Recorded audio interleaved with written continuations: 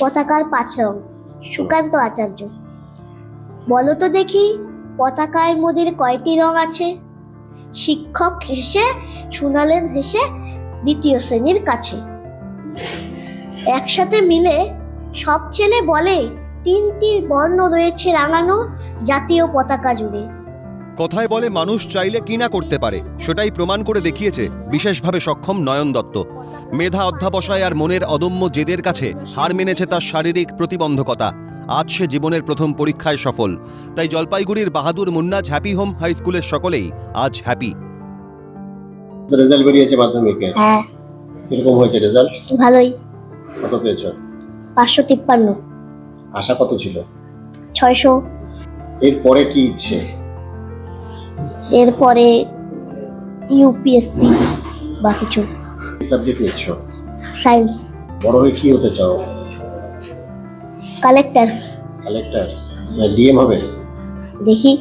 প্রতিদিন টিউশনি পড়া, এখানে সেখানে নিয়ে যাওয়া, মানে খুবই পরিশ্রম হয়ে যাচ্ছে, আমার খুব কষ্ট হয়ে যায়। কিন্তু নিজের মনের জোর কতটা ছিল? ওর মনের জোর ছিল বলেই তো আমি মানে চেষ্টাটা করছি, যে ওর যেহেতু মনে জোর আছে তাহলে আমি চেষ্টাটা কেন করব? কারণ মনের জোর থাকাটাই চেষ্টা, ওইটাই আমার চেষ্টা বেশি করা। আজকে এই চেষ্টার যে সাফল্য কেমন লাগছে? ভালোই লাগছে। জলপাইগুড়ির রাউত বাগানের বাসিন্দা, বছর 16, নয়নের উচ্চতা মেরে কেটে 2 ফুট। স্বাভাবিক বৃদ্ধি হয়নি শরীরের, নিজের পায়ে দাঁড়াতেও পারে না সে। হুইলচেয়ার অথবা বসে বসেই চলাফেরা করতে হয় নয়নকে।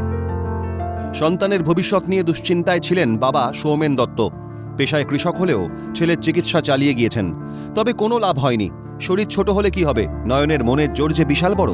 সেই জোরেই প্রাথমিকের পাঠ চুকিয়ে 5ম শ্রেণীতে ভর্তি হয়ে বাড়ি থেকে প্রায় 5 কিলোমিটার দূরের এই বাহাদুর মুন্নাজ হ্যাপি হোম হাই স্কুলের পড়ুয়া সে।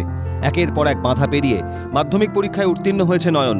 তার প্রাপ্ত নম্বর 553। 79% নম্বর নিয়ে স্কুলে আজ টপার। স্বাভাবিকভাবেই উচ্ছ্বাস নয়নের পরিবারে। তার এই সফলতার সিঁড়ি চড়তে যারা সাহায্য করেছেন, সেই স্কুলের শিক্ষকরাও আজ গর্বিত, আপ্লুত সহপাঠীরা।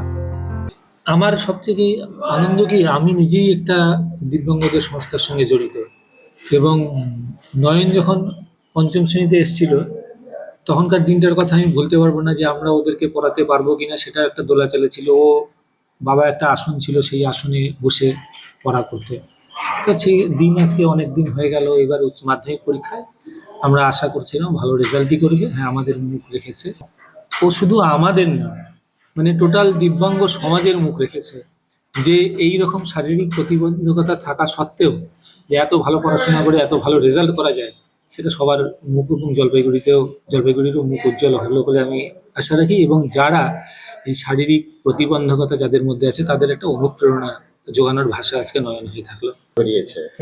তুমি কোন স্থান পেয়েছো স্কুলে? আমি স্কুলে 2য় স্থান পেয়েছি। প্রথম কে হয়েছে? প্রথম আমার বন্ধু নয়ন দত্ত। এই নয়ন যে প্রথম হলো, ওর সম্পর্কে কি বলবে?